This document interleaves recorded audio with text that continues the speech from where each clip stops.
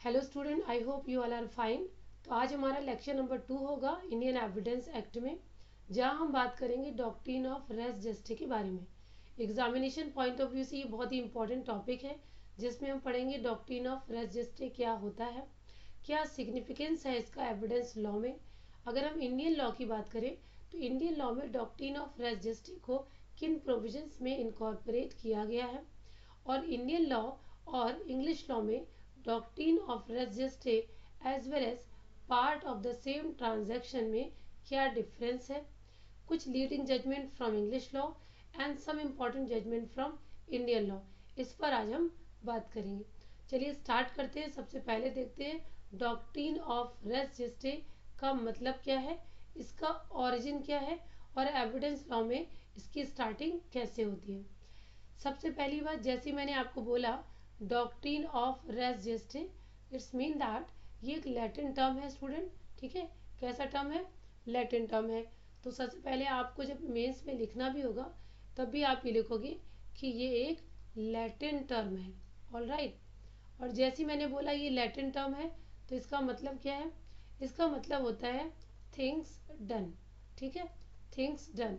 अगर हम इसकी लिटरल मीनिंग की बात करें तो रेस का मतलब होता है एवरीथिंग। रेस का मतलब एवरीथिंग, और जस्टिस मीन्स जो कि क्लोजली कनेक्टेड है, यानी everything which is closely connected with the fact in issue it be relevant under evidence law. ठीक है, तो ये तो जनरल मीनिंग हो गई थिंग्स डन।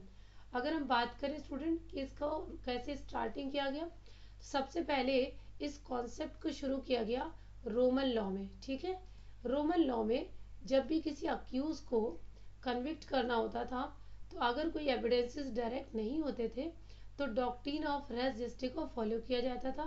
यानी वो सारे फैक्ट्स जो क्लोजली कनेक्टेड होते थे उस पर्टिकुलर ट्रांजैक्शन से, जो कि ऑफेंस है, वो सारे कोर्ट में कंसीडर किए जाते थे।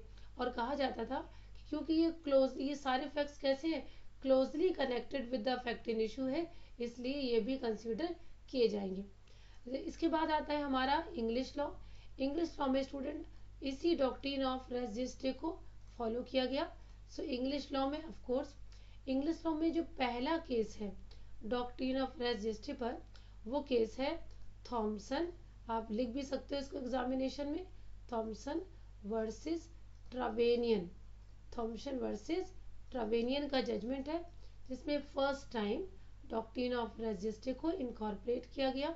ये 1693 का जजमेंट है। ठीक है, तो ये बात आप क्यों लिख रहे हो? क्योंकि पहला केस है जिसमें डॉक्ट्रिन ऑफ रेस जस्टे को इनकॉर्पोरेट किया गया, ये कंसीडर करते हुए कि एक ऐसा प्रिंसिपल है जिसमें कि उन फैक्ट को भी कंसीडर किया जाएगा जो क्लोजली कनेक्टेड होते हैं फैक्ट एंड इशू से। चलिए बात कर लेते हैं कुछ और इम्पोर्टेंट केस लॉज की इंग्लिश लॉ में। इसके बाद हमारा जो अदर इम्पोर्टेंट केस है स्टूडेंट, वो है बेडेनफील्ड वाला case. It's mean R versus Bedingfield. ठीक है, आर वर्सेस बेडेनफील्ड का जजमेंट। ये केस भी आपके लिए बहुत इंपॉर्टेंट है एग्जामिनेशन पॉइंट ऑफ व्यू से। स्टूडेंट आर वर्सेस बेडेनफील्ड 1879 का, ये एग्जामिनेशन पॉइंट ऑफ व्यू से आपके लिए इम्पोर्टेंट है। इसमें जो जस्टिस हैं उनका नाम भी आप याद रखिएगा, जस्टिस कॉकबर्न। ठीक है, क्या नाम है इनका? Justice Cockburn. अब इनका स्टेटमेंट क्या है, मैं आपको थोड़ी सी फैक्ट स्टोरी बताती हूँ, फिर मैं इनका ऑब्जर्वेशन बताती हूँ for getting more clarity. See what happen, यहाँ पर जो विक्टिम है, जिनको इंजरी कॉज हुई है, वो एक रूम में है। ठीक, विक्टिम, और यहाँ से ये बाहर आते हैं विद कट थ्रोट। ठीक है, विद कट थ्रोट इंजरी, इनके गले में कट थ्रोट इंजरी है। बाहर निकलकर यहाँ पर जो इनकी आंट है उनसे ये एक स्टेटमेंट देते हैं। सी वेरी केयरफुली, ध्यान से देखिएगा। एक स्टेटमेंट देते हैं और कहते हैं look dear aunt, what see what Bedingfield has done to me. यानी देखिए बेडनफील्ड ने ये मेरे साथ क्या किया है। अब इतना कहने के बाद शी डाइड। ठीक है, victim died. When the victim died and the prosecution begins, aunt appear to the court of law. Aunt ने प्रोसिक्यूशन की तरफ से ये स्टेटमेंट दिया कि yes we made this statement, कि जो उनके बीएफ हैं यानी जो बेडनफील्ड हैं, उन्होंने इनको कट थ्रोट इंजरी किया था, रिजल्ट में उनकी डेथ हो गई। यहाँ जस्टिस कॉकबर्न ने जो क्लैरिटी दी वो ये थी कि when the statement was made, ठीक है, क्या स्टेटमेंट जो बी ने दिया वो part of the same transaction है, यानी डॉक्ट्रिन ऑफ रेस जेस्टे की मीनिंग में आता है या नहीं। जस्टिस कॉकबर्न ने कहा कि the statement made by the deceased women was made when the act was already done, यानी जो इंजरी उनके साथ कॉज की गई थी रूम के अंदर within the parameter of the room, उस टाइम उन्होंने कोई ऐसा स्टेटमेंट नहीं दिया। She came out and then she made the statement, so there is a gap between when the injury was caused and when the statement is made. यहाँ justice Cockburn ने उस statement को doctrine of res gestae के form में admissible नहीं किया और clearly कहा कि any statement which is made after the act was already done will not be admissible under the doctrine of res gestae। बात समझ आ गई? तो इस केस को हम क्यों लिखेंगे? क्योंकि इस केस में सिग्निफिकेंस बताया कि जो भी स्टेटमेंट डॉक्ट्रिन ऑफ रेस जेस्टे में आएगा वो प्रॉक्सिमिटी ऑफ टाइम से क्लोजली कनेक्टेड होना चाहिए, यानी उसी ड्यूरेशन ऑफ टाइम, उसी मोमेंट ऑफ टाइम होना चाहिए जिन मोमेंट ऑफ टाइम में एक्ट हो रहा है इफेक्टिव इशू। ऑल्दो आपने मेंस के आंसर में ये जरूर लिखिएगा कि the observation made by justice Cockburn was criticised at the later stage.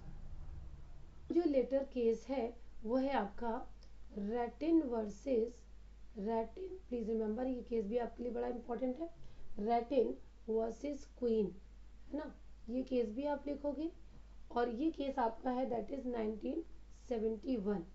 Please remember यही वो जजमेंट है स्टूडेंट जिस जजमेंट में जस्टिस कॉकबर्न का दिया गया स्टेटमेंट ओवर रूल कर दिया गया। यहाँ पर कोर्ट ऑफ लॉ ने कहा कि part of the same transaction के लिए it is not always necessary, please remember it is not always necessary that the statement is made at the moment of the time when the act was done. ये बिल्कुल ज़रूरी नहीं है doctrine of res gestae के लिए कि जिस statement को कोर्ट में आप लेके आ रहे हो वो स्टेटमेंट उसी ट्रांजैक्शन के ड्यूरेशन में किया गया हो। अगर कोई स्टेटमेंट बिफोर और आफ्टर भी किया गया है वो भी रेलिवेंट होगा अगर वो प्रॉक्सिमिटी ऑफ टाइम और प्रॉक्सिमिटी ऑफ प्लेस से क्लोजली कनेक्टेड है। समझ रहे हो? तो यहाँ पर क्या इन्होंने कॉन्सेप्ट दिया, क्लोजली कनेक्टेड, क्लोजली कनेक्टेड का कॉन्सेप्ट दिया। यहाँ पर स्टूडेंट इसकी भी फैक्ट स्टोरी ध्यान रखिएगा। यहाँ पर there was a woman, right, there was a woman, she was in the hotel room, she made a call to the receptionist of the hotel and requested, ठीक है, तो रिसेप्शनिस्ट हो गए, यहाँ पर वो कॉल करती है and she wanted to have a call with the PR, यानी वो चाहती है कि उसके कॉल को इमीडिएटली पुलिस स्टेशन से कनेक्ट कर दिया जाए। यहाँ पर इससे पहले कि ये इससे कनेक्ट कर पाते यहाँ पर फ़ोन क्या हो गया, डिस्कनेक्ट हो गया, करेक्ट। लेकिन इसके बाद भी जब पुलिस की टीम वहाँ उस होटल रूम में पहुंची the women was died, the women was died and the husband was there. Husband made the statement, husband ने कहा कि yes my wife has died due to gun shot, but ये जो gun shot था ये कैसा था, बाई एक्सीडेंट था, यानी it was not a murder, it was simply an accident, और उसी एक्सीडेंट में बाय मिस्टेक वो गन डब्लू को लग गया। यहाँ प्रोसिक्यूशन ने डब्लू की कॉल, यानी जो डब्लू ने एट द डिस्ट्रेस कॉल किया था पीआर को, उसको part of the same transaction यानी doctrine of res gestae, doctrine of res gestae के फॉर्म में सबमिट किया और कहा गया प्रोसिक्यूशन की तरफ से that the statement that the call made by the women at the moment of time when she was having apprehension that she would be killed वो रेलिवेंट होगा। ना तो एक्चुअल में वो हुआ है एक्ट और ना ही उसके बाद आया था। तो यहाँ पर डिफेंस ने कहा कि आर वर्सेस बेडनफील्ड में कहा था कि जो भी स्टेटमेंट होगा वो at the moment of time होना चाहिए। ये स्टेटमेंट बिफोर और आफ्टर वाले हैं, बिफोर और आफ्टर द इंसिडेंट वाले तो इसमें डॉक्ट्रिन ऑफ रेस जेस्टे का पार्ट नहीं होना चाहिए। प्लीज रिमेंबर इसी केस में कोर्ट ने कहा कि no, it is not necessary कि जो स्टेटमेंट आ रहा है या जो भी आपका मेंटल एक्ट है, जो भी इंटरनल एक्टिविटी है वो शो हो रही है, उसको उस मोमेंट ऑफ टाइम होना ज़रूरी नहीं है। वो इमीडिएटली बिफोर और इमीडिएटली आफ्टर किए जाने वाले स्टेटमेंट भी डॉक्ट्रिन ऑफ रेस जेस्टे में रेलिवेंट होंगे। तो बात समझ आ गई। यानी इन दो केसेस से आपने पढ़ा कि जहां पहले केस में आर वर्सेस बेडेनफील्ड में ये कहा गया कि at the moment of time आने वाले स्टेटमेंट रेलिवेंट होंगे, यहाँ पर रैटिन वर्सेस क्वीन में कोर्ट ने क्लियर कर दिया कि वो सारे स्टेटमेंट, वो सारे रेस जो इमीडिएटली बिफोर और इमीडिएटली आफ्टर किए गए हैं, अगर वो closely connected with the fact in issue होंगे तो डॉक्ट्रिन ऑफ रेस जेस्टे के लिए रेलिवेंट होंगे। तो ये हमारे दो केसेस से ये बात क्लियर हो गई।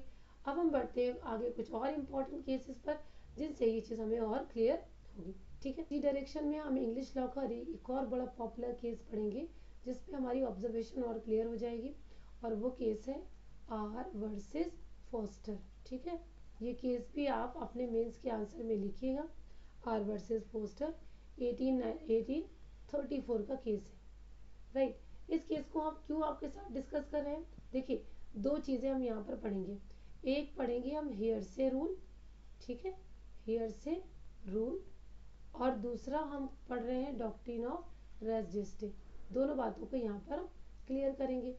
ठीक, यहाँ देखो होता क्या है, देन हम इसके ऑब्जर्वेशन पे आते हैं। सी व्हाट हैपेंस, एक है मिस्टर ए, राइट, और वो रोड पर क्रॉस कर रहे हैं।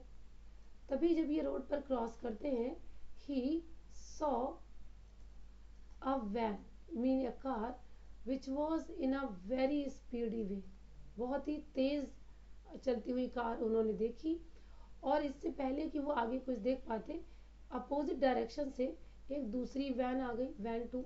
इस वैन टू के आने की वजह से वो नहीं देख पाए जो होता है मिस्टर एम का एक्सीडेंट, यानी इस स्पीडी कार की वजह से मिस्टर एम का एक्सीडेंट होता है। और एक्सीडेंट के बाद जब ये यहाँ पर पहुँचते हैं, when A reached at the spot, he found that M was completely bleeding and he was totally injured. M बुरी तरीके इंजर्ड है और वो बहुत ज़्यादा ब्लीड कर रहा था। When A asked M, A ने यानी M ने उसको बताया that there was a speedy car, और जिस कार का उन्होंने नंबर भी नोट कर लिया था, किसने, मिस्टर एम ने। उन्होंने बताया कि एक बी कार थी जिन्होंने उनको हिट कर दिया है, जिसकी वजह से उनको इंजरी कॉज हुई है। After that Mister M was died, after that Mister M was died. यहाँ पर वी यानी वैन के जो ड्राइवर था या जो ओनर थे, उनका प्रोसिक्यूशन होता है। ए को एज अ विटनेस कोर्ट में अपीयर कराया जाता है। डिफेंस कहता है कि जो मिस्टर ए है ना, इन्होंने neither he has seen the accident nor he was eye witness, तो he was simply the person who heard something through M. ठीक है, तो एम ने स्टेटमेंट ए से दिया एंड देन ए डाइड। तो ये क्या है, सिंपली एक हियर से एविडेंस है। हियर से का मतलब क्या होता है स्टूडेंट, यहीं पर समझ लेते हैं। हियर से का मतलब होता है that any statement which is coming by the person who has not actually seen the incident, यानी हेरसे का मतलब वो पर्सन स्टेटमेंट दे रहा है किसी इंसिडेंट के बारे में जिसने खुद नहीं देखा, बल्कि किसी थर्ड पर्सन के थ्रू उसने वो स्टेटमेंट को सुना है। यहाँ पर ए ने तो वो एक्सीडेंट होते देखा नहीं था, इसलिए ए तो आई विटनेस नहीं है। जो कुछ ए ने बताया वो दो बातें थी। पहली चीज, ही has seen the car which was speedy car, यानी ए ने पहले बहुत स्पीड में आती हुई कार को देखा। फिर एक दूसरी अपोजिट साइड से गाड़ी आने की वजह से वो नहीं देख पाए व्हाट हैपेंड, और तब उन्होंने जो देखा वो ये कि मिस्टर एम कंप्लीटली इंजर्ड है and he made the statement to A. यहाँ पर जजेस ने दो चीज़ें क्लियर करी। एक बोला कि क्योंकि doctrine of res gestae, doctrine of res gestae के लिए सबसे जो इम्पोर्टेंट चीज़ होती है वो होती है कोई भी statement made immediately before or immediately after or at the duration of the time when the incident was taken place। जो भी इंसिडेंट हुआ है उस इंसिडेंट से इमीडिएटली बिफोर, ठीक है, इमीडिएटली बिफोर और इमीडिएटली आफ्टर, इमीडिएटली आफ्टर, और साथ ही साथ at the point of time, at the point of time, बात समझ आ रही है student? Immediately before, immediately after, at the moment of time, जो भी स्टेटमेंट होंगे, जो भी स्टेटमेंट होंगे, अगर वो closely connected with the fact in issue है, with the fact in issue है, तो वो part of the same transaction होंगे। और यहाँ पर ये भी कोर्ट ने कहा कि doctrine of res gestae hearsay का एक्सेप्शन है, ठीक है, हियरसे का एक्सेप्शन है, जहाँ पर हियरसे यानी थर्ड पर्सन के थ्रू आने वाली इंफॉर्मेशन को भी रेलिवेंट माना जाएगा अगर वो closely connected with the fact in issue होगी।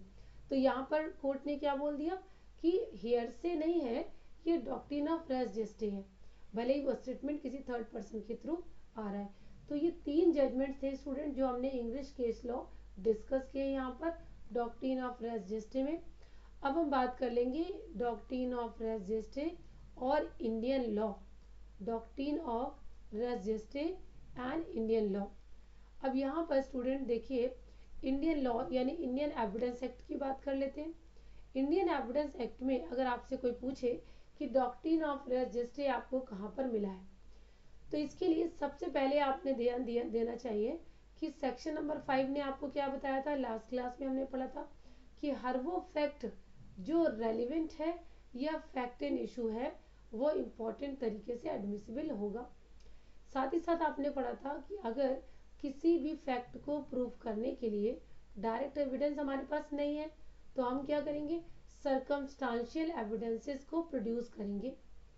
लेकिन यहाँ पर सर्कमस्टांशियल एविडेंस के लिए आपने ऑलरेडी पढ़ रखा है, there should be 5 important rules must be followed, है ना, लास्ट क्लास में आपने पढ़ा था। इसी डायरेक्शन में आज हम पढ़ेंगे डॉक्ट्रिन ऑफ रेस जेस्टे जो इंडियन एविडेंस एक्ट में किन सेक्शंस में दिया गया है, section number 5, section number 6, sorry 5 तो आपका क्या हो गया, 5 में आपका रूल हो गया, सेक्शन नंबर 6 कर लीजिए, सेक्शन नंबर 7, सेक्शन नंबर 8 और एक सेक्शन और कनेक्ट कर लेते हैं, सेक्शन नंबर 9। तो इन जनरल आपको सेक्शन 6, 7, 8 में मिलता है डॉक्ट्रिन ऑफ रेस जेस्टे, ठीक है। लेकिन प्लीज रिमेंबर, अगर यही क्वेश्चन आपसे सिर्फ 5 नंबर में पूछा जाता या 7 नंबर में पूछा जाता तो सिर्फ और सिर्फ आप सेक्शन 6 को कोट करके कंप्लीट कर सकते थे, है ना, जनरल मीनिंग बताते फिर सेक्शन नंबर 6। तो ये तो बात हो गई हमारे कौन से 3 इंपॉर्टेंट सेक्शन है जिसमें डॉक्ट्रिन ऑफ रेस जेस्टे मिलता है। एक बार पहले हमने जनरल मीनिंग समझ ली है।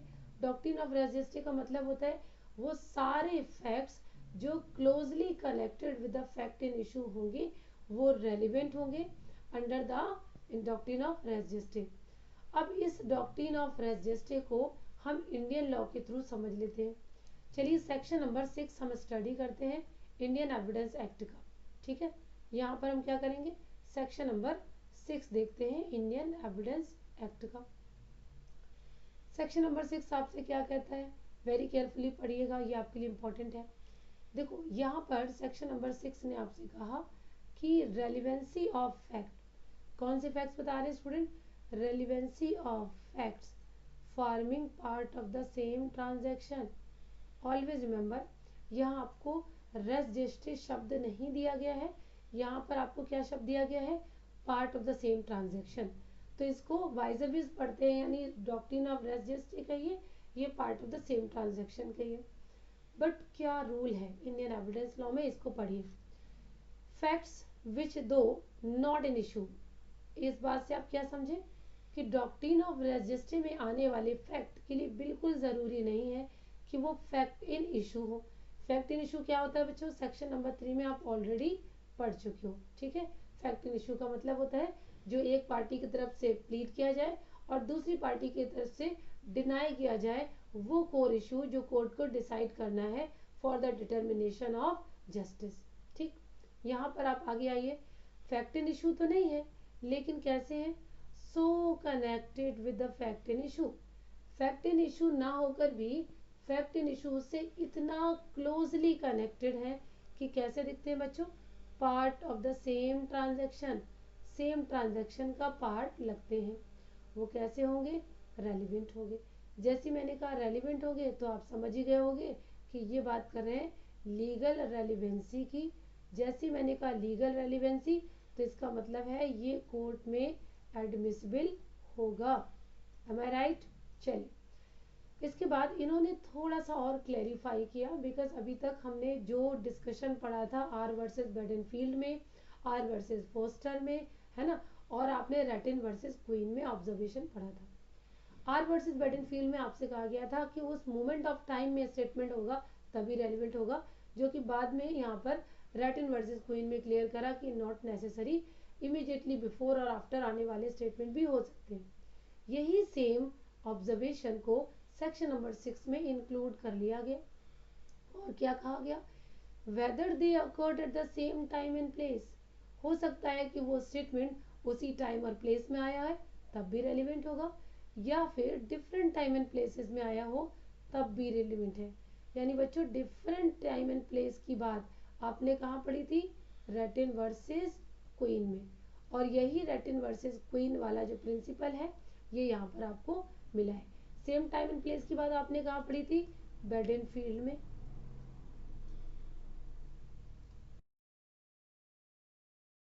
Section number 6 of Indian evidence law जो डॉक्ट्रिन ऑफ रेस जेस्टे है, ये इंग्लिश लॉ से थोड़ा सा वाइडर है, क्योंकि यहाँ पर immediately before, immediately after, at the moment of time सारे इंपॉर्टेंट इफेक्ट्स रेलिवेंट होंगे अगर वो फैक्ट एंड इशू से क्लोजली कनेक्टेड होंगे। बात समझ आ गई सेक्शन 6 में? और कोई तो और टफ चीज़ नहीं कही, सिंपल बात है। यहाँ पर इलस्ट्रेशन पढ़ लीजिए, क्योंकि कभी कभी एग्जाम में क्वेश्चन ना पूछ के डायरेक्टली आपसे इलस्ट्रेशन पूछ दिया जाएगा, और तब पूछा जाएगा कि ऐसा फैक्ट रेलिवेंट है या नहीं है। अगर फैक्ट रेलिवेंट है तो under the Indian evidence law दिए गए रूल्स के अकॉर्डिंग इसको एक्सप्लेन करो, साथ ही साथ कुछ केस लॉज भी बताइए। ठीक है, चलो क्या कहा गया है? A is accuse of murder of B. A के ऊपर क्या एलिगेशन है बच्चों? कि उसने बी का मर्डर किया है। कैसे? Bye beating.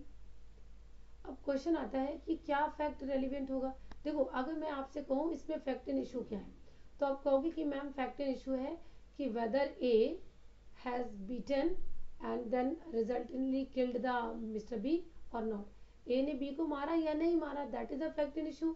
तो यहाँ पर प्रोसिक्यूशन वो सारे एविडेंस देंगे जिससे पता चलेगा कि ए ने मर्डर किया है, और बी डिफेंस करेगा कि उसने मर्डर नहीं किया। ये तो हो गया फैक्ट एंड इशू। इसके साथ साथ और कौन कौन से फैक्ट प्रोसिक्यूशन कोर्ट में प्रोड्यूस कर सकता है, इसके लिए इसमें क्या दिया है? वट एवर वॉज सेड और डन बाय ए। जो कुछ ए ने कहा, कब? जब वो मर्डर कर रहा है।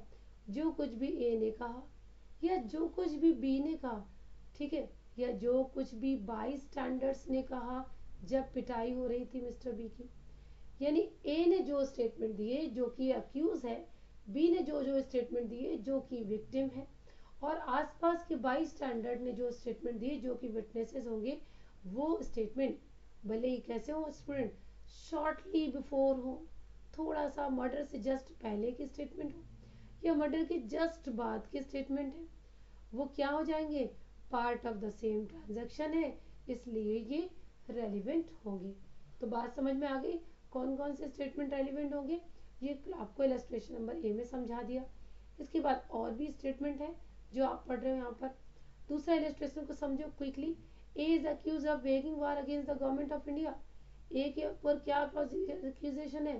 कि उसने गवर्नमेंट ऑफ इंडिया के अगेंस्ट वेगिंग वार किया है, और taking part in armed insurrection, है ना, गवर्नमेंट के अगेंस्ट आर्म्ड इंसरेक्शन किए हुए, प्रॉपर्टी डिस्ट्रॉय की गई है, उसमें ट्रूप्स आर अटैक किए गए हैं, गोल्स आर ब्रोकन। अब होता क्या है इसमें? The occurrence of these fact, ये सारे फैक्ट कौन कौन से? जब गोल्स तोड़े गए, ट्रूप्स पर अटैक किया गया, प्रॉपर्टी डिस्ट्रॉय की गई, आर्म्ड का इंस्ट्रक्शन किया गया, ये बच्चों क्या है? ये सब फैक्ट्स हैं। M I right? ये सारे डिफरेंट डिफरेंट फैक्ट्स हैं। ये फैक्ट एंड इशू नहीं है। फैक्ट एंड इशू क्या है? कि ए ने गवर्नमेंट के अगेंस्ट वेगिंग वार किया या नहीं किया, that is fact and issue. लेकिन इस फैक्ट एंड इशू के साथ साथ और कौन कौन से फैक्ट्स हैं जो आपने अभी डिस्कस किए, ये सारे फैक्ट क्या होंगे? रेलिवेंट होंगे। क्यों? क्योंकि जनरल ट्रांजैक्शन है, और भले ही A may not have been present at all of them, भले ही उस टाइम पर ए उस मोमेंट ऑफ टाइम पे प्रेजेंट हो या ना हो, ये फैक्ट रेलिवेंट होंगे। इस एग्जाम्पल को ध्यान से सुनना बच्चों, क्योंकि अभी हम 3 इसेंशियल्स पढ़ेंगे part of the same transaction की, यानी proximity of time, proximity of place, proximity of action. वहां पर ये एग्जाम्पल हम फिर से कनेक्ट करेंगे, जहां आपको ये बताया जाएगा कि ऑल्दो दैट इज ट्रू कि जिस टाइम पर इंसिडेंट हो रहा है उस प्लेस ऑफ टाइम पर ही फैक्ट क्रिएट होनी चाहिए, लेकिन ये हर रूल में इक्वल नहीं होता। सम टाइम ऐसे भी एग्जाम्पल आपको देखने के मिलेंगे जो प्रॉक्सिमिटी ऑफ प्लेस नहीं भी होगी, यानी फैक्ट उस पर्टिकुलर जगह पर नहीं क्रिएट हो रहे जिस पर्टिकुलर जगह पर ट्रांजैक्शन हुआ है, फिर भी वो part of the same transaction माने जाएंगे क्योंकि क्लोजली कनेक्टेड होंगी। जैसे कि आप यहाँ पर देख रहे हो, ए ने जो कॉन्स्पिरेसी करा मेकिंग वार के लिए, उसके बाद एक्शन दूसरी जगह लिए गए, लेकिन एक ही कॉन्स्पिरेसी क्रिएट करना और जहां एक्शन हुए वो सब कैसे है, क्लोजली कनेक्टेड है या part of the same transaction होंगे। इन दो एग्जांपल को हम सिर्फ समझेंगे part of the same transaction की सेक्शन 6 की मीनिंग में। आगे बढ़ जाते हैं, सेक्शन नंबर 7 और 8 ब्रीफ में डिस्कस कर लेते हैं, क्योंकि यहाँ पर भी part of the same transaction यानी डॉक्ट्रिन ऑफ रेस जेस्टे मिलेगा, और फिर हम केस लॉज की तरफ बढ़ जाएंगे। ठीक है, चलो तो सबसे पहले हम लोग सिर्फ लॉ सेक्शन नंबर 6 में स्टूडेंट आपको डॉक्ट्रिन ऑफ रेस जेस्टे का एक और एग्जाम्पल मिलता है, इसको पहले रीड करिए फिर समझते हैं। सेक्शन नंबर 7 कहता है स्टूडेंट, ऐसे फैक्ट्स जो क्या देते हैं आपको, occasion, cause, effect of fact in issue. 6 में आपने क्या पढ़ा था, फैक्ट इन इशू के जो part of the same transaction है वो रेस जेस्टे होंगे। यहाँ पर पढ़ रहे हो ऐसे फैक्ट जो फैक्ट इन इशू के लिए क्या क्रिएट करेंगे, ओकेजन, कॉज, इफेक्ट। इसको पढ़ लेते हैं डिटेल में। Fact which are occasion, number 1, ठीक है, ओकेजन मतलब मौका देते हैं आपको। कॉज, ये कॉज का मतलब क्या होता है, कारण बताते हैं आपको किस कारण से आपने ये काम किया।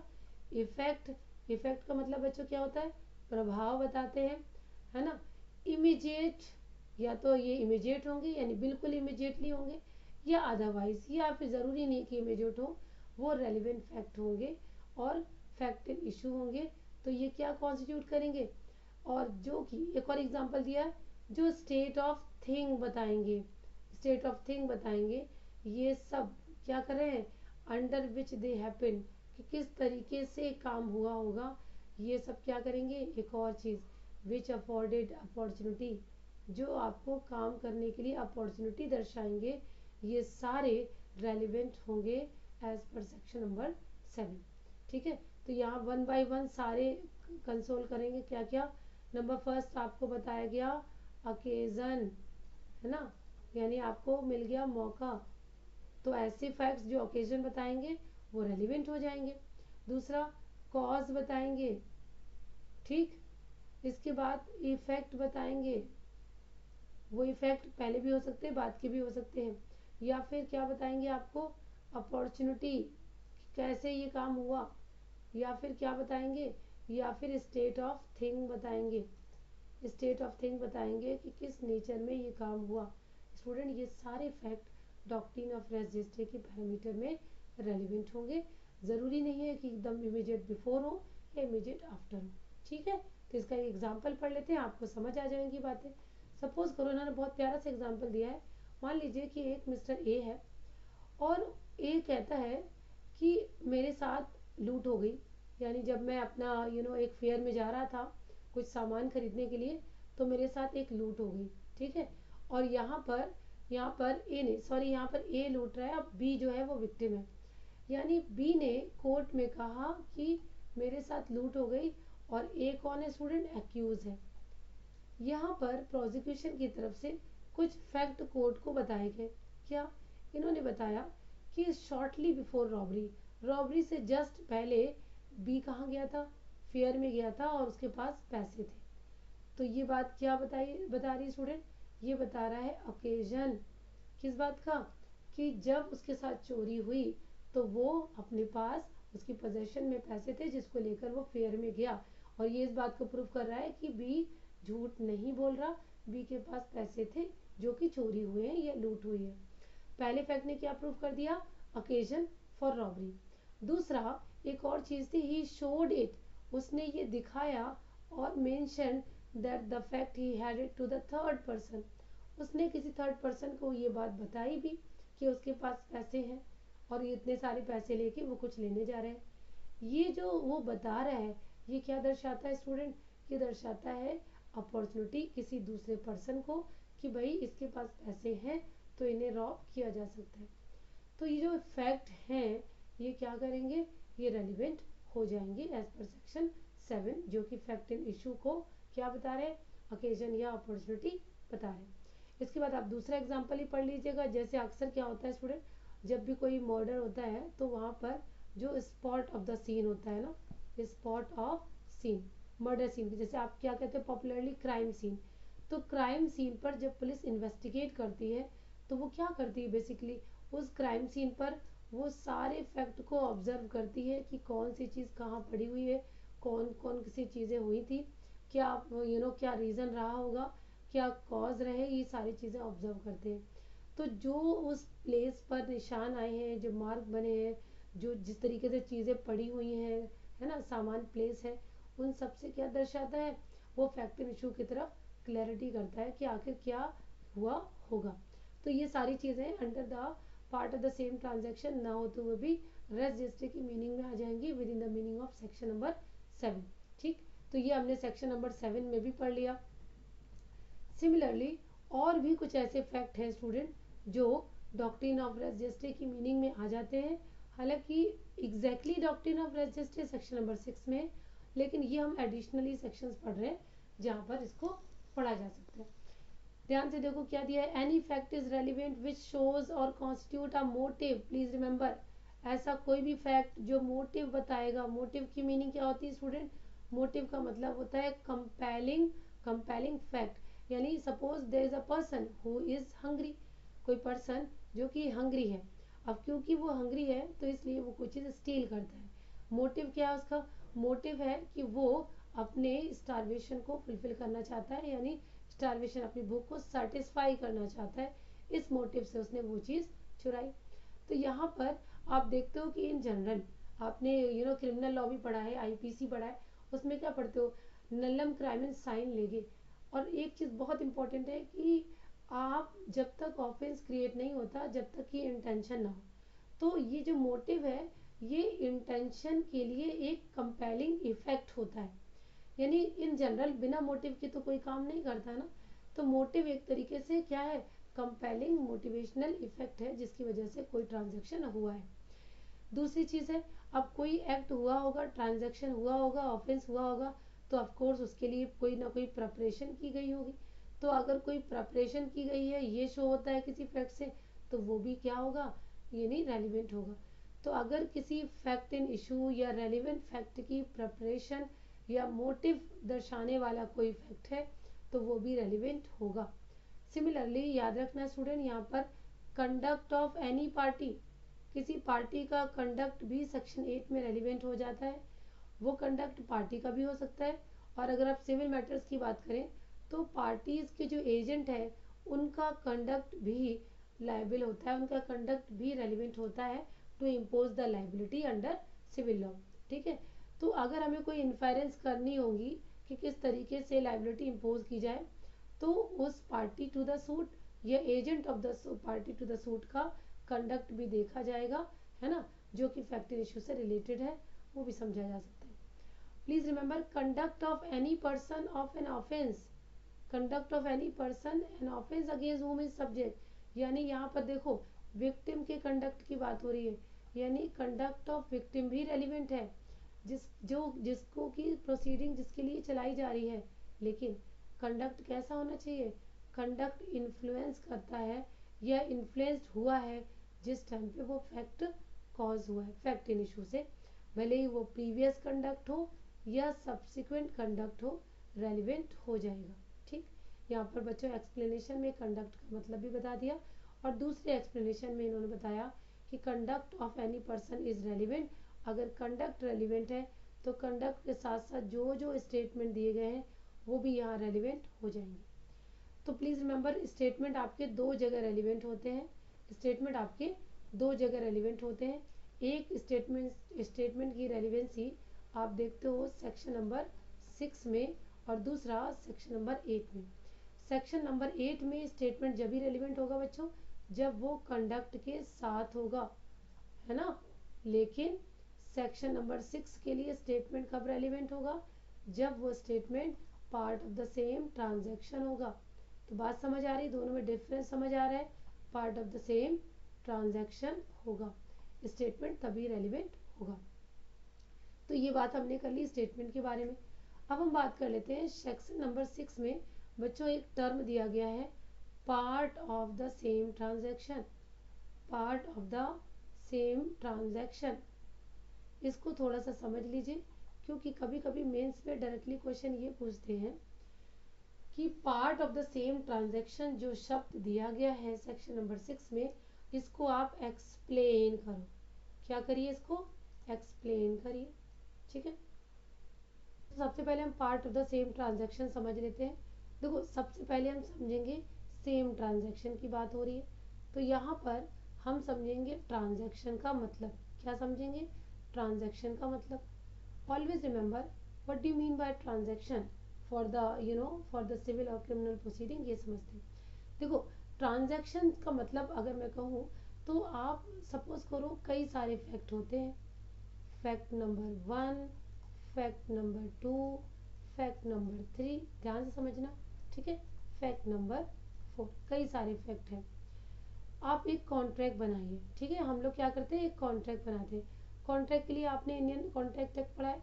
सबसे पहले क्या हुआ, फैक्ट नंबर 1 क्या है, सपोज करो ए ने बी को प्रपोज किया, ठीक है, कि ये पर्टिकुलर लैंड है, आप चाहो तो खरीद लो। यहाँ पर फैक्ट नंबर 2 क्या है कि बी ने कहा कि मैं तुम्हें इतने पैसे तो नहीं दे पाऊंगा बट मैं तुम्हें इतने पैसे दे दूंगा, यानी उसने किया निगोशिएशन। फैक्ट नंबर 3 क्या है, ए ने इस निगोशिएशन पर यस कह दिया और कहा ओके आई एम रेडी, खरीद लो मुझसे ये लैंड। यहाँ पर फैक्ट नंबर 4 क्या होता है, ए और बी मिलकर एक कॉन्ट्रैक्ट साइन कर लेते हैं और ये कॉन्ट्रैक्ट रिटर्न में होता है जिसमें कोई एक्स प्रॉपर्टी ए ने बेची और बी ने खरीदी। ठीक है, इसके बाद क्या होता है, अब प्रॉब्लम शुरू होगी यहाँ से। यहाँ पर क्योंकि यहाँ बी ने ये चीज़ खरीद लिया, अब बाद में बी ने कहा कि मुझे इस प्रॉपर्टी का पोजेशन चाहिए। ए ने क्या करा, डिनाई कर दिया। ए ने क्या किया बच्चों, डिनाई कर दिया। जैसे ही डिनाई किया तो बी वर्सेस ए एक सूट फाइल करता है कोर्ट में और कहता है कि ए ने क्या करा है बच्चों, ब्रीच ऑफ कॉन्ट्रैक्ट करा है, क्योंकि अगर कॉन्ट्रैक्ट था तो फिर ए को प्रॉपर्टी का पोजेशन देना चाहिए। यहाँ ए ने इसको डिनाई कर दिया और कहा नो कॉन्ट्रैक्ट, कोई कॉन्ट्रैक्ट नहीं हुआ हमारे बीच, सब झूठ है। ठीक है, अब यहाँ देखो, अब सारे बात को क्लैरिटी से समझो। इस पूरी स्टोरी में आपने क्या समझा बताओ मुझे। यहाँ पर फैक्ट इन इशू क्या है, तो आप कहोगे कि मैम फैक्ट इन इशू यहाँ पर ये है कि वेदर कॉन्ट्रैक्ट इज ब्रीच्ड और not. Am I right, contract का ब्रीच हुआ कि नहीं हुआ, ये फैक्ट इन इशू होगा। अगर कॉन्ट्रैक्ट का ब्रीच होता है तो ए लायबिल हो जाएगा, अगर कॉन्ट्रैक्ट का ब्रीच नहीं हुआ है तो लायबिल नहीं होगा। इसके लिए आपको ये भी प्रूव करना होगा कि कॉन्ट्रैक्ट है या नहीं है।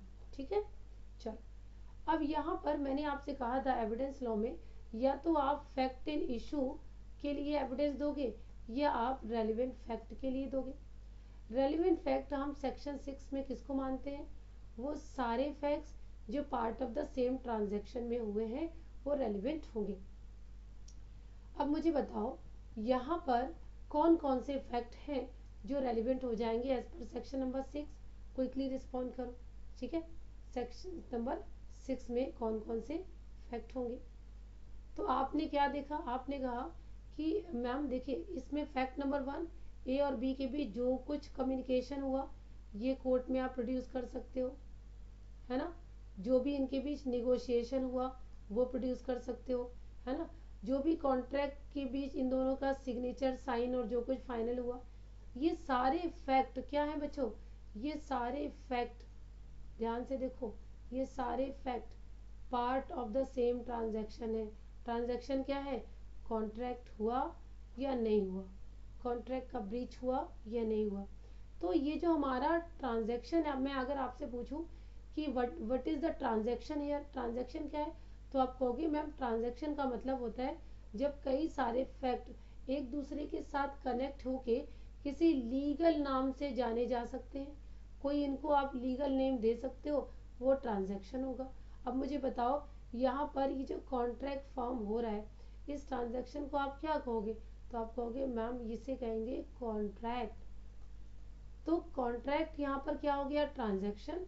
और इस ट्रांजैक्शन की सीरीज में जो जो fact connected with the chain है वो सब रेलिवेंट हो जाएंगे to produce in the court of law.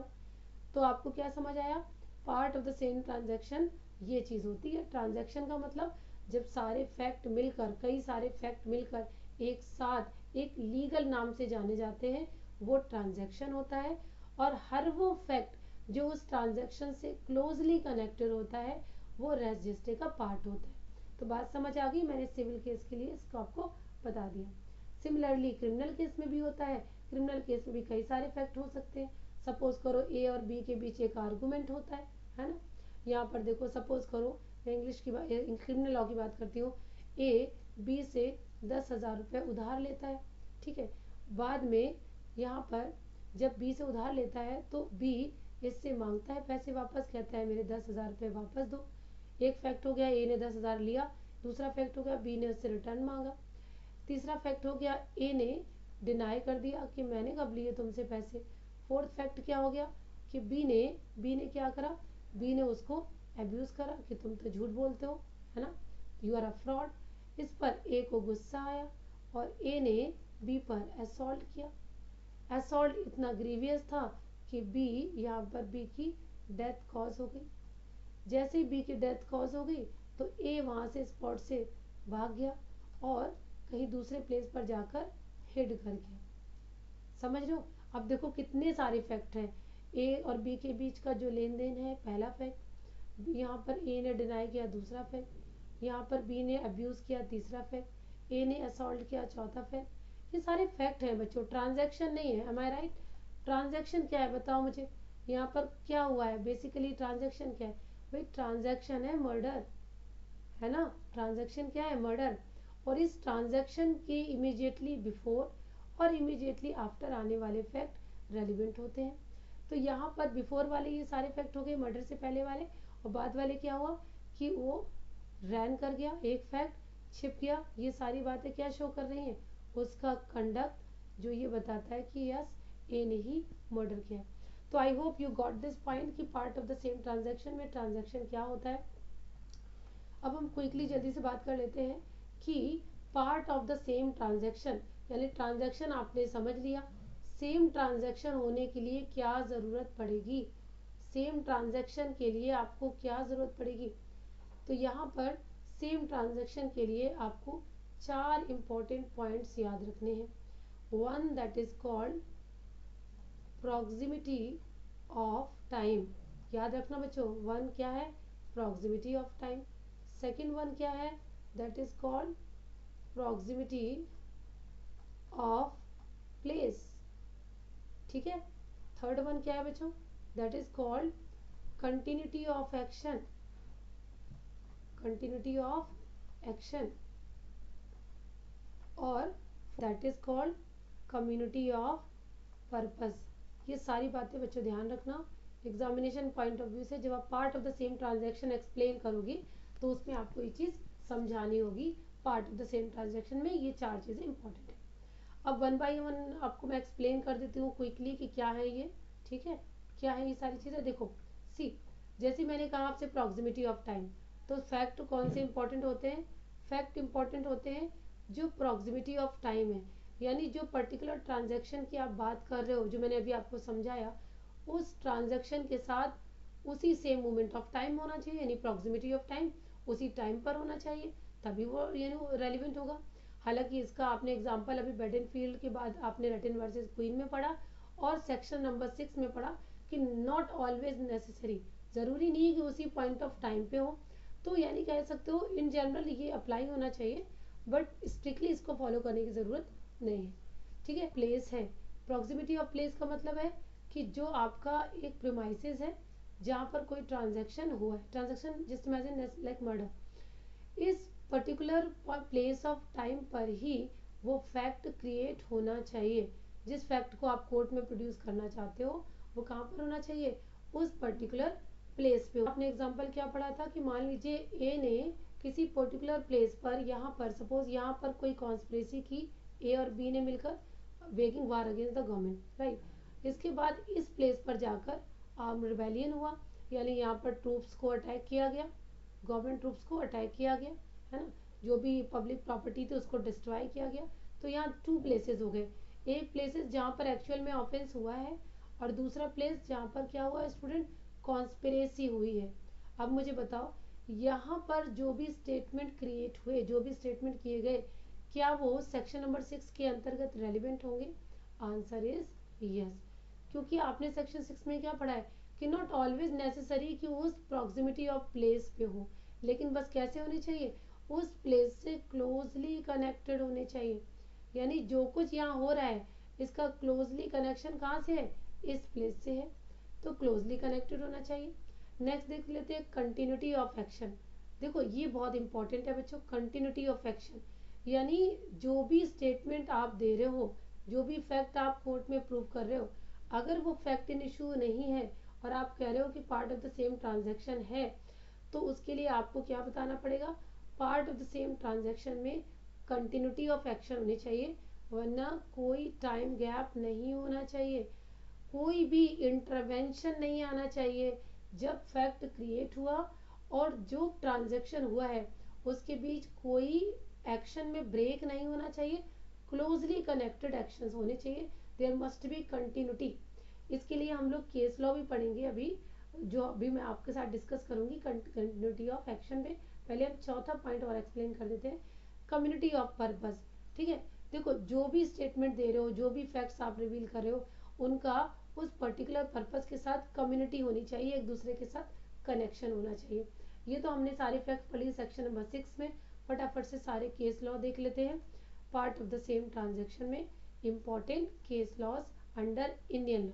ठीक, case laws in India, Indian evidence law में केस लॉ वो पढ़ेंगे सावलदास। ये आपको एग्जाम में लिखना भी होता है, मैं ज़्यादा केसेस आपको नहीं बताऊंगी, जितने भी केसेस हैं वो मेंस में आपको लिखना है। Versus state of Bihar, Sawaldas versus state of Bihar. ठीक है, 1974 सुप्रीम कोर्ट का जजमेंट है।